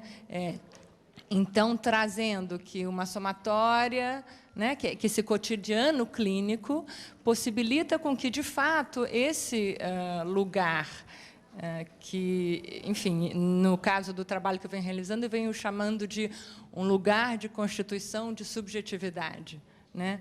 E esses dois termos, constituição e subjetividade, que são contraditórios entre si, eles são contraditórios propositalmente, né? Tem uma função essa contradição aí, mas, enfim, esse não vem o caso. Mas pensar esse lugar, como a Ana, né, acabou de falar também, como um lugar constitutivo, né? Como o lugar da análise, como um lugar de constituição de subjetividade. E aí essa função contraditória aqui desses dois termos é importante. Não é um lugar de constituição de sujeito ou um lugar de, né? Então, nesse sentido, poder pensar, talvez, Flávio, que isso que me ficou da fala da Miriam, essa qualidade transferencial, de uma transferência com distintas qualidades, te possibilita pensar também em momentos, não é, como você vinha falando, não necessariamente caracterizar enfim, uma perversão, enfim. Meu nome é Lia, né? E bom, eu estou adorando essa mesa, estou achando essa mesa muito legal. E eu tenho estado muito mobilizada por esses pedidos de paciente para esse cá entre nós. Tem aparecido muito, né? Eu acho que o sonho que o Décio teve, eu tenho vivido isso como convite permanente, cada vez mais no consultório, ao contrário de, sei lá, 10 anos atrás. Minha impressão é que esse convite está vindo mais. Então, quando a Ana fala sobre a dimensão, talvez, constitutiva desse convite, me toca muito, né? E aí, ouvindo o teu caso, eu fiquei pensando quer dizer, na verdade, antes disso, pensando aquilo que o Décio fala, de, às vezes, a gente tem que, talvez, aceitar o convite e, às vezes, recusar o convite, né? Que é um pouco esse o jogo da mesa, de vocês dois. E tem sido uma grande questão para mim, recusar ou aceitar, e a questão da perversão na transferência, acho que é uma questão que está me pegando muito seriamente. Agora, eu fiquei pensando se não dá para a gente pensar em modos de aceitar. Talvez nem aceitar e nem recusar, assim, precisamente. Porque o teu paciente, por exemplo, não tenho certeza se dá para dizer que ele só recusa uma castração, ou se a questão dele não é que ele está supondo você como não castrado, né? Você, ou psicanalista sacana, etc. e tal. Então, dentro disso, aceitar que você, um limite que venha de você, que não tem limite, é uma coisa impossível, né? E aí não tem negociação. Então, eu fico pensando se não dá para se pensar um como, né? Aceitar o convite, que não seja uma aceitação perversa, né? Mas que permita algum jogo, que permita algum brincar, que torne possível a castração aceitável de todos. Eu me sinto extremamente próximo desse paciente. Né? Esse texto do Luiz Cláudio Figueiredo, que eu mencionei, ele fala uma coisa muito interessante. Ele fala do perigo que ele percebe na comunidade psicanalítica da disseminação da ideologia do holding, uma deformação da ideologia winnicottiana, quando ele percebia alguns borderlines sendo tratados pelo holding sem nenhum corte, que não resultava nada daquilo, a não ser a confirmação da própria necessidade da justificativa, né, da estruturação borderline. Mas, no entanto, essa recusa ela não pressupõe uma ausência de holding. Eu não percebo isso nessa análise em absoluto. Eu acho que o que acontece na análise que tem proporcionado alguma mudança psíquica seja exatamente, apesar disso, dessa perversão de transferência, colocar a salvo a relação analista analisando o tempo todo, né, como essa Me ocorreu aqui uma fala absolutamente fora do contexto, mas que é até engraçado citar aqui, mas quando esse novo Papa foi eleito, entre os pensamentos mais célebres do Bento XVI, tinha um que tinha outro sentido, naturalmente, mas que faz outro sentido, se a gente quiser agora, que amar pressupõe dizer não, ele disse. Agora, quanto à pergunta da Ana, especificamente, a decisão entre o dizer, aceitar o convite e recusar, eu tenho a impressão que, algumas vezes, os pacientes estão mais fragilizados, eles apresentam uma anestruturação, talvez, não uma desestruturação, em que, de fato, o convite é um convite para que se constitua alguma coisa junto. E o que eu percebo na perversão muito estereotipada é que existe uma constituição bastante cristalizada, estereotipada, que tem que ser desfeita, né, que é diferente da ausência de forma, talvez, de um paciente que, de tão pouco estruturado, aceita mais facilmente um convite à regressão do que E, nesse sentido, eu discordo dos que acham que analisar o neurótico é mais fácil do que analisar... não acho. É isso. Quero dizer, a partir da fala da Lia, que o Flávio está trazendo, que eu acho que realmente foi uma conversa interessante, mas que a gente precisaria realmente precisar um pouco mais as coisas, né? E da diferença da situação clínica que o Flávio trouxe e daquilo, por exemplo, que eu vivo com esta paciente, que eu nem trouxe o caso, mas que ele foi evocado através do sonho, né?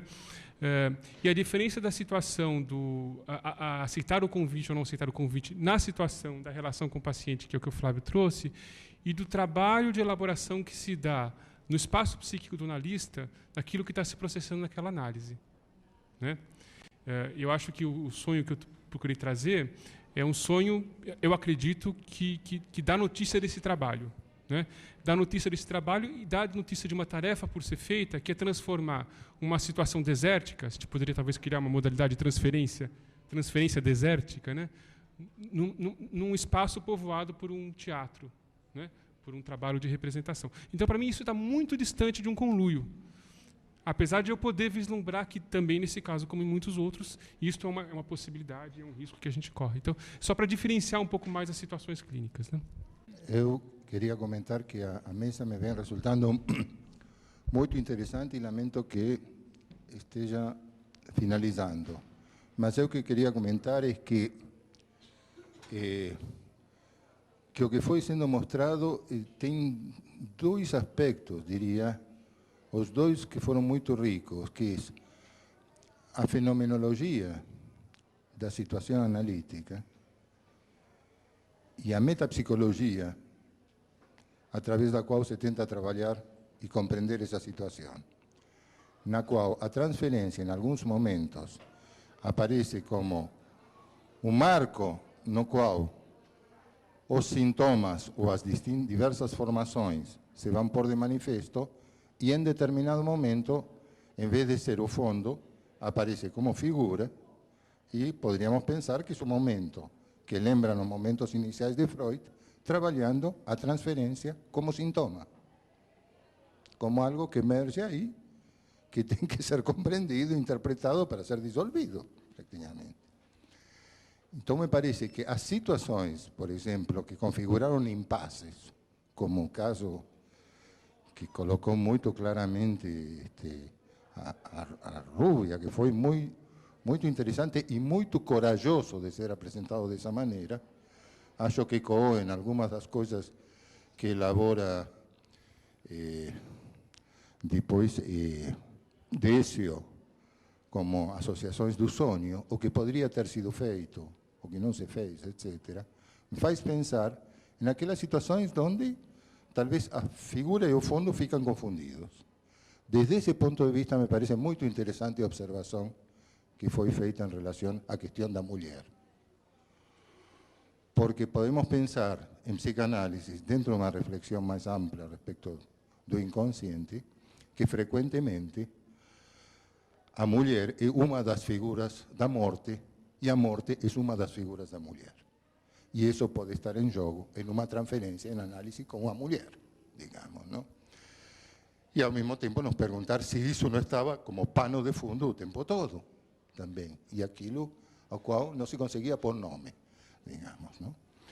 O outro elemento é, claro que aí pensamos no que tem que ser criado, no que está no pano de fundo, como pano de fundo e tem que ser descoberto, revelado. Entende? Porque concordo que às vezes a ênfase sobre o holding e as criatividades do holding, etc., me parece que desvia as possibilidades também de um trabalho sobre aquilo que podemos dizer como que está criado, mas está oculto, mas não por oculto, pouco presente, etc. E nesse sentido me pareceu muito importante a observação da Lia em relação com a questão do pai da horda. Até que ponto esse cá entre nós é algo tão íntimo assim?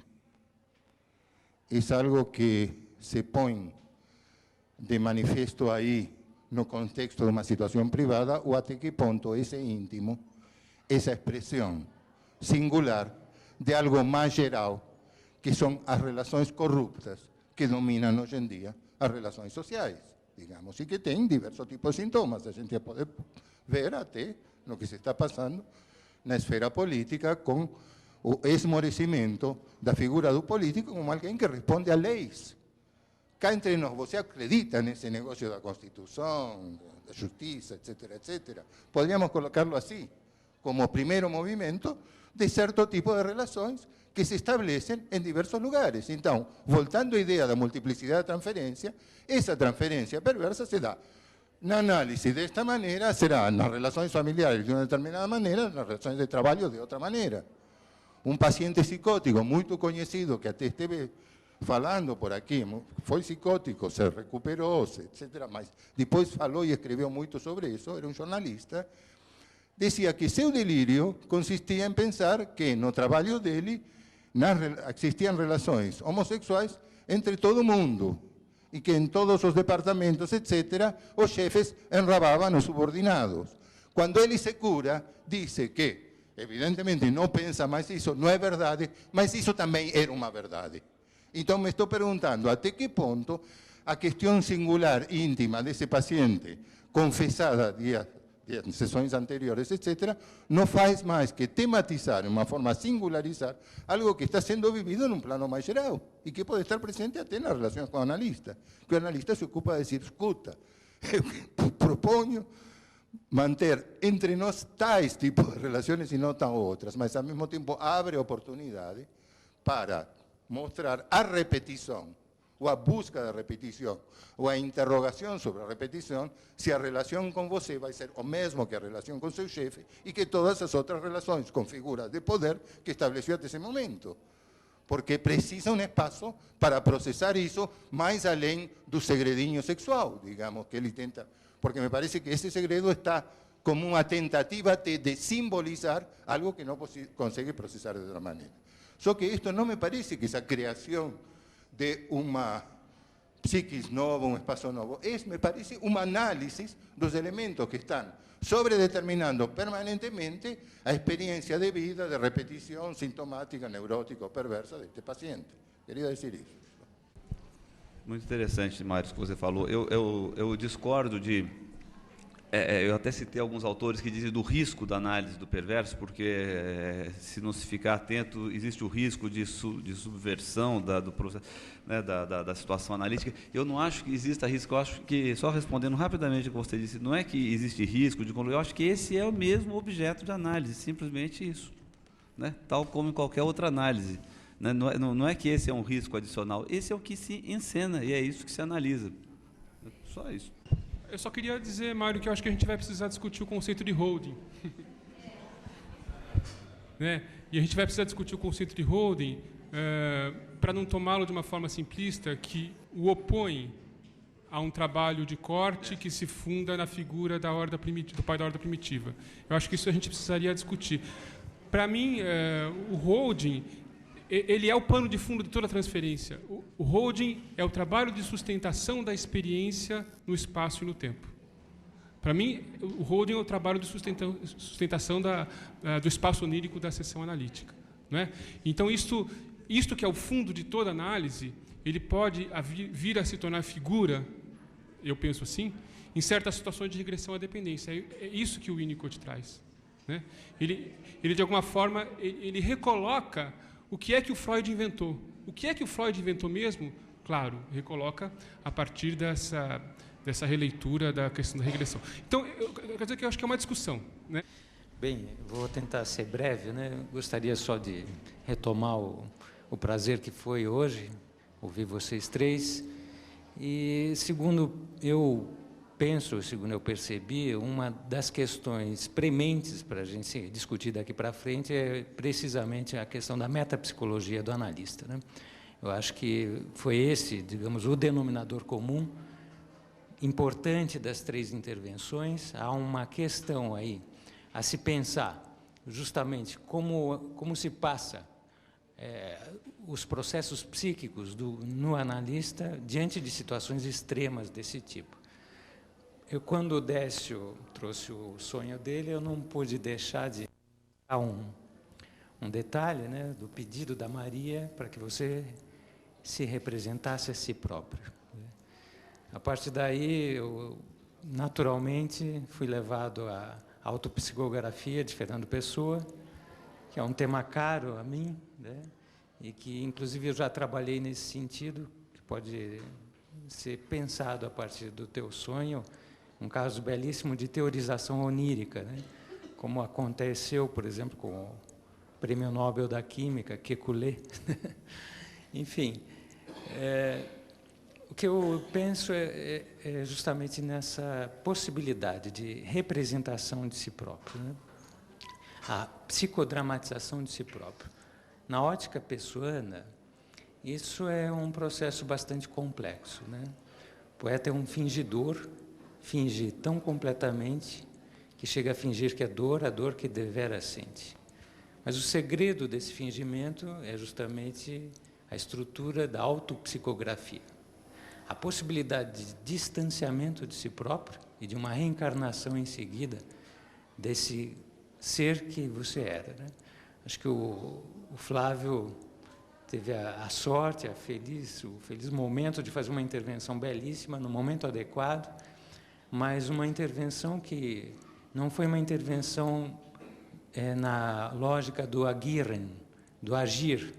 De fato, houve aí um gesto. Se a gente for pensar, apesar da imediatidade da sua intervenção, ela estruturalmente pode ser pensada ainda enquanto uma autopsicografia, né?